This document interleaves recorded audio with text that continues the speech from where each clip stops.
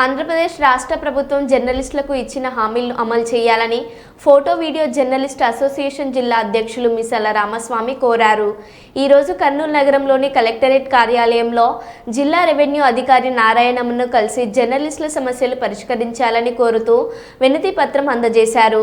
ఈ సందర్భంగా జిల్లా అధ్యక్షులు మిసాల రామస్వామి మాట్లాడుతూ అక్రిడేషన్ కార్డు ఆధారంగా కాకుండా ఆధార్ కార్డు ఆధారంగా జర్నలిస్టులను అర్హులుగా గుర్తించి 3 సెంట్ల స్థలాలు ఇవ్వాలని, తెలంగాణ తరహాలో డబుల్ బెడ్రూమ్లు ఇల్లు కట్టించి ఇవ్వాలని, జర్నలిస్టుల పిల్లలు ఏ ప్రైవేట్ పాఠశాలలో చదివినా ఆఫీసును రాష్ట్ర ప్రభుత్వమే చెల్లించాలని, ఆ రాష్ట్ర వ్యాప్తంగా జర్నలిస్టులకు బస్ ప్రయాణం పూర్తిగా ఉచితంగా ఇవ్వాలని, మండల స్థాయిలో పనిచేస్తున్న వర్కింగ్ జర్నలిస్టులకు గౌరవవేతనంగా 5,000 ఇవ్వాలని, రాష్ట్ర స్థాయి నియోజకవర్గ స్థాయి జర్నలిస్టులకు 10,000 గౌరవ వేతనం ఇవ్వాలని, కర్ణాటక తరహాలో 15 ఏళ్లకు పైగా పనిచేసిన జర్నలిస్టులందరికీ 15,000 పెన్షన్ ఇవ్వాలని, దినపత్రికలన్నిటికీ చిన్న పెద్ద తేడా లేకుండా ప్రభుత్వ ప్రకటనలు ఇవ్వాలని, జర్నలిస్టులకు కార్పొరేట్ వైద్యం అందించేందుకు నూతన పథకాన్ని చేపట్టాలని, జర్నలిస్టు హెల్త్ స్కీమ్ కింద 20 లక్షల వరకు వైద్య సదుపాయం ఉచితంగా అందించాలని, అక్రిడేషన్ కార్డుల జారీ ప్రక్రియ సులభతరం ఉండేలాగా చర్యలు తీసుకోవాలని,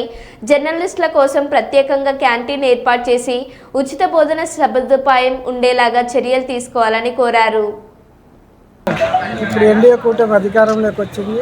అయితే మేము గతంలో అనేక సార్లు మా జర్నలిస్టుల సమస్యలు ప్రభుత్వం దృష్టికి కానీ, మంత్రుల దృష్టికి కానీ, కలెక్టర్ దృష్టికి కానీ తీసుకెళ్ళాము. అయితే ఇంతవరకు మా జర్నలిస్టుల సమస్యలు అయితే పరిష్కారానికి నోచుకోక అలాగే ఇబ్బందులు పడుతున్నాము.